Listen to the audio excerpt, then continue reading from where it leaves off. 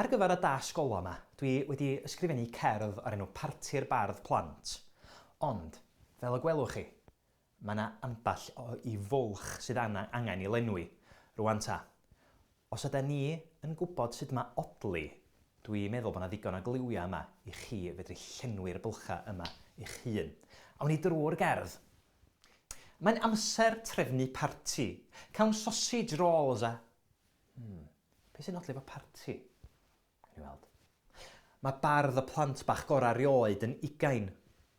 Eleni. Be sy'n odli efo rioed yn 20? Rhywbeth sy'n odli efo rioed. Eleni. Meddylwch. Cawn gwmni'r bwystfil boliog sy'n bwytau pigau. Be sydd efo pigau ac yn odli efo boliog, sgwni? Meddyliwch. A bisgedi pinc fel moch a theisen fel llwynog.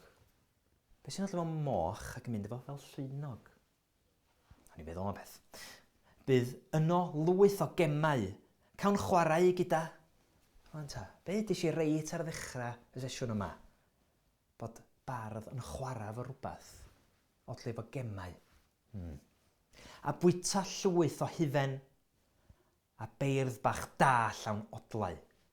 Ond ta, beth sy'n odlau efo da? Hufen, beth yn odlau efo da? Gan I weld. Rwan ta, da chi'n cofio, ar ddechrau y gweithdy yma, mi nes I ofyn I chi hel eich enwa at ei gilydd yr enwa oedd yn odli. Rwan ta, bydd hyn yn handi iawn I chi.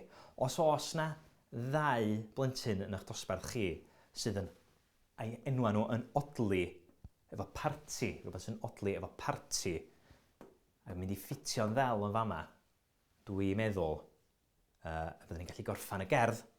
Wan ta, mae yna lefydd gwag hefyd I ffitio cwpl o enw eraill.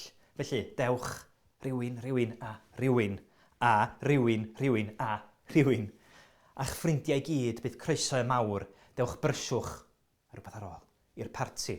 Wan ta, hwn yn fama. Dwi'n odli efo mawr. Brysiwch rhywbeth yn odli efo mawr i'r parti. Rwan ta. Mi fydd eich athro neu'ch athrawes chi yn rhoi copi o'r gerdd yma o'ch blaen chi.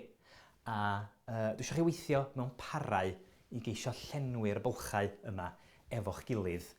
A unwaith y byddwch chi wedi llenwi'r bylchau, dwi eisiau I chi recordio'r dosbarth cyfa I gyd yn darllen y gerdd orffenedig. Pob lwc I chi gyd.